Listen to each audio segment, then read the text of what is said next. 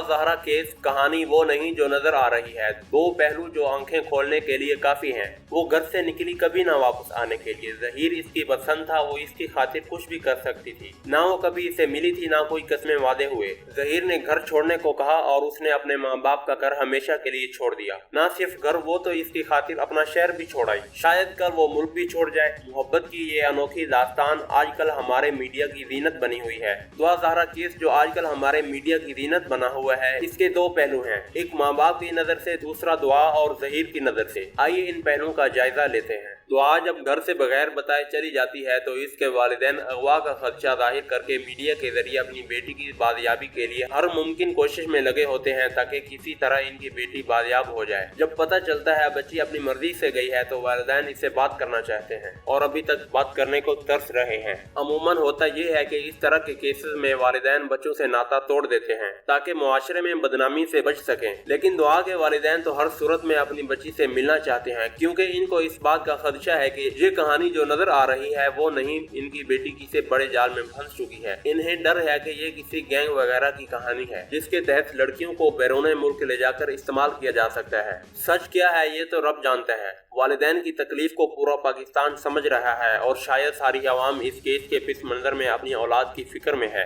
कि खुदा न खासा ये तरीके आम हो गए तो वालिदैन अपनी औलाद को किस तरह बचाएंगे। इस तरह के वाकयात माजी में भी रूनुमा होते रहे हैं, लेकिन दुआ के वालिदैन ने मुआशरे को बचाने की भी एक तरह से जिम्मेदारी ले ली है। लोगों की हमदर्दियां इनके साथ हैं। अब दूसरा पहलू दुआ की जानिब से है। इसका कहना है कि वो ज़हीर से मोहब्बत करती है। वालिदैन राजी नहीं थे तो इसने भाग कर शादी कर ली। पसंद की शादी करना कोई गुनाह नहीं, मजहब में भी इसकी इजाजत है, लेकिन घर से भागकर और ना सिर्फ घर से, शहर से भी भागकर शादी करना, अनजान लोगों पर भरोसा करना, शायद ये सब इसने ज़हीर की मोहब्बत में किया। वो अभी उम्र में बहुत कम है, हो सकता है अभी फिल्मों वाली तस्वुराती जिंदगी में मुब्तला हो। अब इसके वालिदैन इससे बात करना चाहते हैं, लेकिन वो अपने इंटरव्यूज में अपने माँ बाप की इज्जत की धज्जियां उड़ाती दिखाई दे रही है। उन पर इल्जामात की बारिश कर रही है कि बाप को कुरान अपने सर पर रखकर कसम खानी पड़ती है वो हक और सच पर है। दुआ अपने वालिदैन को कहती है कि वो झूठे हैं।